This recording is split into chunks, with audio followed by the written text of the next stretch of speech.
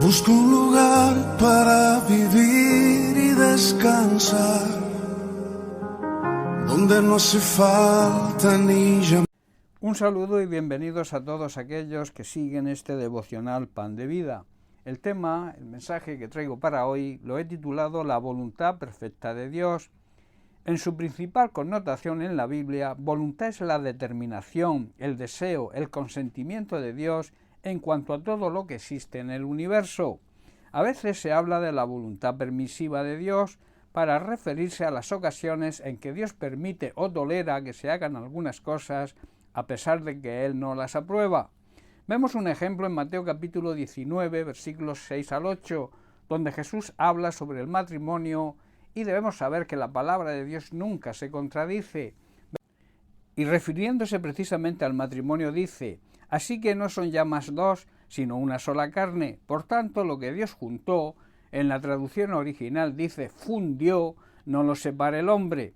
Le dijeron pues: ¿por qué mandó Moisés dar carta de divorcio y repudiarla? Él les dijo: por la dureza de vuestro corazón, Moisés os permitió repudiar a vuestras mujeres, mas al principio no fue así.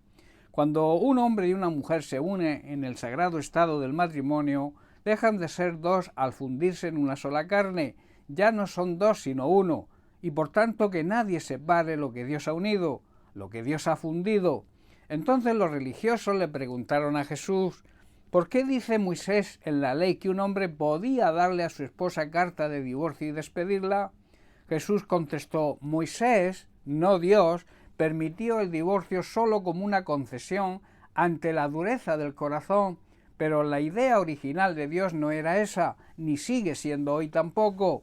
En los evangelios, principalmente en Juan, se dice de Jesús que actuaba siempre no conforme a su propia voluntad, sino a la voluntad del Padre, a la voluntad perfecta, no a la voluntad permisiva. Y en Juan capítulo 5, verso 30, Jesús dice: no puedo yo hacer nada por mí mismo, según oigo, así juzgo, y mi juicio es justo, porque no busco mi voluntad, sino la voluntad del que me envió, la voluntad del Padre. No podemos hacer nada por nuestra propia cuenta, debemos hacer siempre según Dios nos diga. Jesús, que es el ejemplo a seguir, llevó a cabo siempre la voluntad de Dios por delante de la suya propia.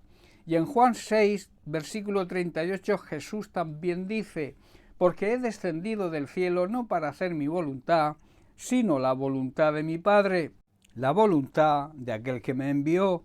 No podemos decir que somos cristianos si no obedecemos a Dios. Si somos cristianos verdaderos, debemos andar siempre en la voluntad perfecta de Dios. Jesús se nutría, se alimentaba espiritualmente de hacer la voluntad del Padre. Lo vemos en Juan capítulo 4, verso 34, donde Jesús dijo: mi comida es que haga la voluntad del que me envió y acabe su obra. Como creyentes verdaderos deberíamos estar hambrientos por conocer la voluntad de Dios y seguirla. La voluntad de Dios es su palabra, por tanto hacer la voluntad de Dios es obedecer su palabra.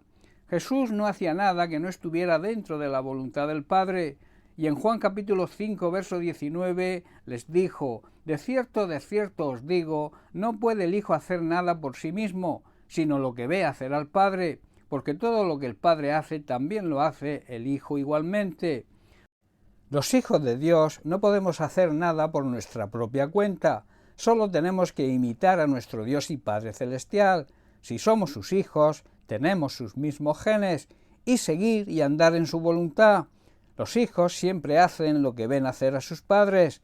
Quiero terminar con la oración clave que Jesús hizo en Getsemaní, momentos antes de su martirio y su muerte, y que deberíamos aplicar cada uno a nuestra vida. Se encuentra en Lucas capítulo 22, verso 42, donde Jesús dice: Padre, si quieres, te pido que quites esta copa de sufrimiento de mí, pero sin embargo quiero que se haga tu voluntad y no la mía. Como hijos de Dios debemos andar, debemos vivir siempre haciendo la voluntad perfecta de nuestro Dios y Padre Celestial. El salmista nos advierte en el Salmo 95, versículos 7 y 8 lo siguiente: porque Él es nuestro Dios, nosotros somos el pueblo de su prado y ovejas de su mano. Y añade: si oyeres hoy su voz, no endurezcáis vuestro corazón como en Meriba, como en el día de Masab en el desierto. Hacer la voluntad de Dios Obedecer lo que Dios nos dice en su palabra, bien sea leída o escuchando la predicación por medio de sus siervos, y también siendo revelada por el Espíritu Santo, siempre nos va a traer grandes bendiciones.